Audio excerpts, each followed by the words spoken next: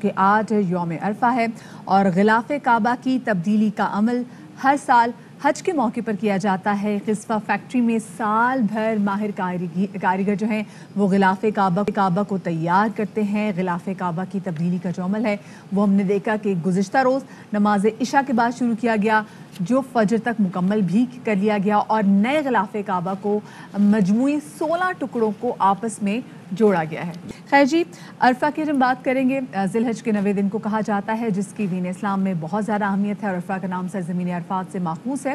یوم عرفہ مسلمانوں کے ہاں بافضیلت ترین ایام میں سے ایک ہے، بافضیلت ترین دن میں سے ایک ہے اور احادیث میں اس دن کے حوالے سے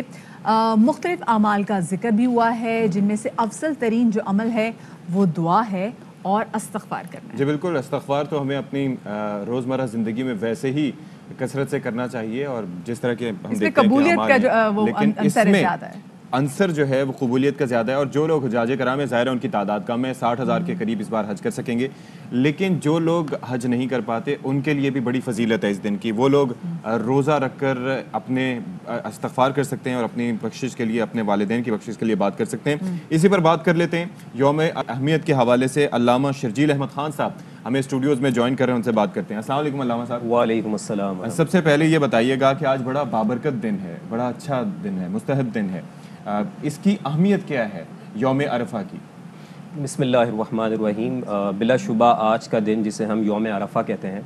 انتہائی تاریخی اہمیت کا حامل ہے اور ساتھ ساتھ بے پناہ اس میں عظمت پوشیدہ ہے اور اللہ رب العزت کا خاص کرم اس دن میں ہوتا ہے۔ اللہ کے رسول علیہ الصلوۃ والسلام نے فرمایا، مشہور حدیث مبارکہ ہے کہ یہ دن شیطان کی رسوائی کا دن ہے، یعنی اس دن اللہ کی رحمت جس طرح برستی ہے اسے دیکھ کر شیطان رسوا ہو جاتا ہے، وہ مایوس ہوتا ہے کہ اللہ رب العزت کی جو رحمت بندوں پر کس طرح برس رہی ہے۔ یہاں تک کہ ایک روایت میں یہ بھی آتا ہے کہ آقا کریم علیہ الصلوۃ والسلام نے فرمایا کہ اللہ رب العزت اہل عرفات کے سبب، یعنی جو حجاج موجود ہیں ان کے سبب فرشتوں پہ فخر فرماتا ہے۔ اور پھر اللہ کے رسول علیہ الصلوۃ والسلام نے یہ بھی فرمایا، خیر الدعاء دعاء یوم عرفہ، کہ دعائیں جو مانگی جاتی ہیں ان میں سب سے اچھی دعا وہ ہے جو عرفہ کے دن مانگی جائے۔ یہاں سے اندازہ لگائیں کہ مستجاب الدعوات والی بات ہے کہ یہ دعا کی قبولیت کا دن ہے اور اللہ کے رسول علیہ الصلوۃ والسلام نے یہ تک فرمایا کہ یہ وہ دن ہے جس میں تم پر لازم ہے کہ تم تکبیر کی، تحلیل کی، تحمید کی کثرت کرو۔ مطلب کیا ہے؟ اللہ کی گواہی دو، اس کے ایک ہونے کی، اس کی بڑائی کی گواہی دو اور اس کی حمد و ثنا کرو۔ تو جو ہم تکبیر تشریق پڑھتے ہیں، اللہ اکبر اللہ اکبر لا الہ الا اللہ واللہ اکبر اللہ اکبر وللہ الحمد، تو اس میں تحلیل بھی ہے، تکبیر بھی ہے، تحمید بھی ہے۔ خوبصورت بات۔ اچھا مجھے بتائیں علامہ صاحب، یہ تو وہ لوگ جو وہاں پر موجود ہیں ان کے حوالے سے بتائیے گا کہ کتنا ضروری ہے کہ روزہ رکھیں تو کتنا ثواب ہے آج کے دن، اور ہم لوگ جو کہ بہت زیادہ دور ہیں ہم ایسا کیا کر سکتے ہیں کہ ہمارا بھی شمار کہیں نہ کہیں لوگوں میں ہو جائے؟ بلا شبہ دیکھیں، میں تو یہ عرض کروں گا، بزرگان دین فرماتے ہیں کہ جو خانہ کعبہ ہے یہ ایک شمع ہے اور اس کے گرد پروانے چکر لگاتے ہیں، تو اب کئی پروانوں کو موقع نہیں مل رہا کہ وہ شمع کے قریب جا سکے، تو وہ جو محبت ہے وہ محسوس کرتے ہیں، تو ان پر لازم ہے کہ آقا کریم نے جو روزے کی عبادت کا بیان فرمایا، تو چونکہ پاکستان کے حساب سے کل 9 ذی الحج ہے تو لازمی طور پہ کل ہم روزے کا اہتمام کریں، آج بھی کر سکتے ہیں کیونکہ ابتدائی 9 جو دن ہے ان 9 کے 9 دنوں میں روزہ رکھنے کی فضیلت۔ یہ چیز بڑی امپورٹنٹ آپ نے کی کہ 9 ذی الحج پاکستان میں کل ہوگا، لیکن اس وقت ہم ظاہر براہ راست دیکھ بھی سکتے ہیں، باخبر بھی رہیں، تو زیادہ مستحب کون سا ہے، آج کے دن کا روزہ یا کل رکھنا؟ 9 ذی الحج کا چونکہ حدیث میں وہ تاریخ بھی موجود ہے تو 9 ذی الحج کی جو فضیلت ہے وہ سب سے زیادہ ہوگی، لیکن 8 جو دن ابھی تک گزرے ان دنوں کی بھی اپنی جگہ فضیلت موجود ہے۔ لیکن عرفہ کے دن کے روزے کی آپ علیہ الصلوۃ والسلام نے فرمایا کہ یہ وہ دن ہے کہ اس دن روزہ رکھنے کا ثواب یہ ہے کہ اللہ رب العزت سے میں امید رکھتا ہوں، نبی کریم نے خود فرمایا کہ میں امید رکھتا ہوں کہ اللہ رب العزت اس دن کے روزے کے وسیلے سے اگلے سال اور پچھلے سال کے گناہ معاف فرمائے۔ تو کتنا علامہ صاحب کتنا ضروری ہے کہ کون کون سے جو اعمال ایسے ہیں جو ہمیں آج کے دن کرنے چاہیے؟ آج تو ٹھیک ہے پاکستان میں 8 ذی الحج ہے،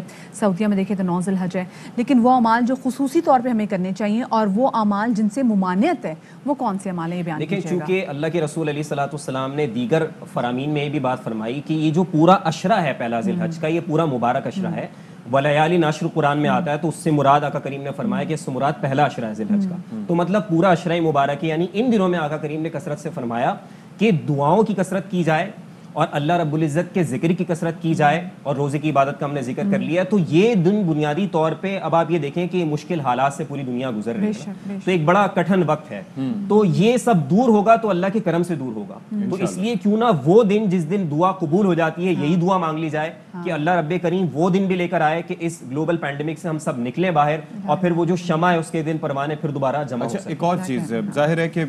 حج پورا ہی ایک ظاہر ہے کہ جہاں وہاں پر جا کے آپ اپنی ایسے عبادات کرتے ہیں اور اس کے بعد ایسے آتے ہیں جیسے ماں کے پیٹ سے آپ دوبارہ پیدا ہو کے آئے ہوں, اگر آپ نے بالکل صحیح طریقے سے خلوص سے نیت سے استغفار کیا اور حقوق ادا کیے. لیکن وقوف عرفہ کو رکن اعظم قرار دیا گیا, حج کے کئی رکن ان میں سے ایک ہے یہ, اس کی کیا وجہ ہے؟ اس کی بڑی بنیادی وجہ یہ ہے کہ ایام جاہلیت کے اندر ہوتا یہ تھا کہ قریش نے بہت ساری رسومات میں تبدیلی کی, یعنی سیدنا ابراہیم علیہ السلام کی جو سنت چلی آ رہی تھی اس میں رد و بدل کیا, یہاں تک کہ عرفہ کو یعنی وقوف عرفہ کو حج کے مناسک سے نکال دیا. تو آقا کریم علیہ الصلوۃ والسلام نے اس کو زندہ فرمایا الحج عرفہ, عرفہ ہی تو حج ہے, یعنی اس کی اہمیت کے پیش نظر اس کو ہی حج قرار دے دیا, یعنی کہ اس کو مائنس کر دیں تو حج نہیں, اس کے بغیر حج نہیں ہو سکتا. اچھا یہ کہے گا علامہ صاحب کہ ان دنوں ان ایام میں چاہے 8 ذی الحجہ 9 ذی الحجہ جو ہم جو بھی ثواب کا کام کرتے ہیں, جو بھی نیکی کرتے ہیں, تو اللہ پاک ہمیں اس کا جو اجر ہے وہ ملٹی پلائی کر کے دیتا ہے. اور انہی دنوں میں اگر ہم کوئی ظلم کرتے ہیں, کوئی گناہ کرتے ہیں, تو اس کا بھی اس کا مطلب یہی ہے کہ جو اس کا ہمیں گناہ ملے گا وہ بھی ملٹی پلائی میں ہو کے ملے گا. دیکھیں قرآن کریم میں اللہ رب العزت نے فرمایا بے شک اللہ رب العزت پکڑتا بھی ہے, اس کی پکڑ بھی ہوتی ہے, وہ عذاب بھی دیتا ہے, لیکن اللہ رب العزت نے فرمایا وَرَحْمَتِي وَسِعَتْ كُلَّ شَيْءٍ, کہ میری جو رحمت ہے وہ وسیع ہے, وہ حاوی ہے. تو ان دنوں کے اندر اب ہم یہ اللہ رب العزت کے اوپر ہے معاملہ کہ وہ کس طرح بندے کی پکڑ کرتا ہے, لیکن یقینی سی بات ہے کہ اس کی رحمت جس طرح برس رہی ہے وہ رحمت ہی حاوی ہے. تو ہم رحمت کی طرف جائیں اور اپنے آپ کو کثرت کے ساتھ گناہوں سے بچائیں, کیونکہ ظاہر سی بات ہے یہ دن اللہ کے قریب ہونے کے, نہ کہ دور ہونے کے. ایسے ہی. اچھا ایک اور چیز علامہ صاحب, اس ظاہر ہے کہ ٹاپک ایسا ہے, جب ہم آپ کے علم میں ہے کہ جب حج کا بابرکت موقع آتا ہے تو بڑے لوگ تیاریاں کرتے ہیں, وہ لوگ جو استطاعت نہیں بھی رکھ پاتے اس کے باوجود بھی ان کی کوشش ہوتی ہے کہ کسی طرح اپلائی کریں اور وہاں پر جا سکیں. اس پینڈیمک کی وجہ سے ہمارا وہاں پر نہ جا پانا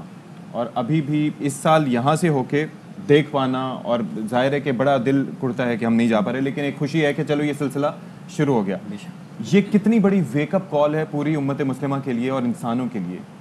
دیکھیں مسلمانوں پہ ایک وقت وہ بھی گزرا ہے کہ جب مسلمان صلح حدیبیہ کا اگر آپ وقت پڑھیں تو 6 سال تک وہ زیارت نہیں کر سکے تھے, تڑپ رہے تھے, لیکن جب نکلے تب بھی زیارت نہیں کر سکے. پھر اللہ رب العزت نے ایک وقت رکھا تھا ان کا جانے کا, اگرچہ وہ کانٹیکٹ سینیریو بالکل ڈفرینٹ ہے, لیکن تڑپ کی بات کریں تو وہ اس وقت بھی موجود تھی. تو اس وقت اسی تڑپ اور کیفیت سے امت مسلمہ گزر رہی ہے کہ وہ نہیں جا سکتی وہاں پر. تو آپ یہ دیکھیں کہ مسلمان کا عقیدہ ہے کہ جو کچھ دنیا میں ہو رہا ہے, جو کچھ فینومینا ہے ہمارے آس پاس ہوتا ہے, اس میں ایک چیز کاز ہے, ایک ایفیکٹ ہے, لیکن اس کے درمیان مسلمان کا عقیدہ بتاتا ہے کہ اللہ کا حکم کام کرتا ہے, یعنی ول آف اللہ المائٹی, اور جو اللہ کا حکم ہے. تو ہم دعا کا فلسفہ بھی یہی ہے کہ آپ اللہ سے کہتے ہیں, اللہ سے مانگتے ہیں مولا تو تیرے ہاتھ میں ہے, تو مسبب الاسباب ہے, تو اسباب بھی تیرے اختیار میں ہے, تو ایسا کرم فرما کہ راستہ نکلے اور ان مشکل سے ہم باہر آ سکیں. تو یہ میں سمجھتا ہوں ویک اپ کال اس انداز سے بھی ہے کہ اب اللہ رب العزت کے آگے جھکنے کا وقت ہے, گڑ گڑانے کا وقت ہے کہ وہ ایسا کرم فرمائے کہ اس مصیبت سے ہم باہر آ جائیں. الہی آمین. اچھا علامہ صاحب آپ کی موجودگی کا فائدہ اٹھاتے ہوئے ہم تو روز اپنے شو کے پلیٹ فارم سے لوگوں سے صدا کرتے ہیں, لوگوں سے اپیل کرتے ہیں کہ خدا را فزیکل ڈسٹینس رکھیں, کوشش کریں SOPs پہ عمل درآمد کریں, اور ساتھ میں لوگوں سے بھی کہتے ہیں کہ ویکسین لگوائیں. اب آپ یہاں پر موجود ہیں, ہم چاہیں گے کہ آپ بھی لوگوں سے اپیل کریں تاکہ ہمیں اس کرونا جیسی وبا سے چھٹکارا ملے اور اگلے سال ہم سب جائیں, ہم حج بھی کریں اور اپنے آقا علیہ السلام کی زیارت کو بھی جائیں. دیکھیں ظاہری اسباب کرنا بھی مسلمان کے عمل میں شامل ہے, اور انسان کا جو رویہ ہے اس کے نظریے کی عکاسی کرتا ہے. تو حکومتی اقدامات جو لیے جا رہے ہیں اور جو پوری دنیا کے اندر لیے جا رہے ہیں, تو کوشش پوری کرنی چاہیے کہ اس کو رسپونڈ کریں, پازیٹیولی رسپونڈ کریں, اور بجائے اس کے کہ آپ زن کی طرف, گمان کی طرف یا اسپیکولیشنز کی طرف جائیں, آپ حقیقی علم کی طرف جائیں. تو حقیقی علم آپ کو ملنا چاہیے, وہاں سے اگر آپ کو بات ثابت ہوتی ہے تو پھر آپ کو ریئل نالج پہ عمل کرنا چاہیے, نہ کہ آپ اسپیکولیشنز کی طرف. اچھا ایک اور چیز کہ یہ وقوف عرفہ تو ہو گیا, اب اس کے بعد اگلا سفر عازمین کا کیا ہوگا؟ دیکھیں آج کے دن کی عبادت میں بالخصوص وقوف عرفہ ہے, اور آج ہی کا دن ہے کہ جب مسجد نمرہ سے خطبہ حج دیا جائے گا, وہ سماعت کریں گے, اس کے بعد ظہر اور عصر کی نماز ملا کر ادا پڑھیں گے, اور اس کے بعد غروب آفتاب تک یہیں پر رہیں گے, اور غروب آفتاب تک دعاؤں میں وقت گزرے گا. غروب آفتاب کے فوراً بعد مزدلفہ کے لیے روانہ ہو جائیں گے, وہاں جا کر مغرب اور عشاء کی نماز ملا کر ادا کریں گے, اور پھر رات میں وہاں پر پڑاؤ کریں گے, قیام کریں گے, اور پوری رات ذکر و اسکار میں گزرے گی اور اگلے دن کے لیے رمی جمرات کے لیے کنکر جمع کریں۔ چلیں ٹھیک ہے، بہت شکریہ علامہ احمد خان صاحب، آپ ہمارے ساتھ موجود رہے اور امید ہے کہ لوگ جو ہے وہ اس سے بہت سیر حاصل کریں گے، بالکل کچھ سیکھیں گے اور اپنے جو ظاہر ہے کہ گناہوں کی سے مغفرت طلب کریں گے، معافی طلب کریں گے، استغفار کریں گے، اور ظاہر ہے کہ ہم نے بھی بالکل جی کل کا روزہ ضرور رکھیے گا، جب دعا کیجیے گا تو دعا میں ہمیں بھی ضرور یاد رکھیے گا، پورے پاکستانیوں کو، پورے امت مسلمہ کو یاد رکھیے گا۔ اب ذرا آگے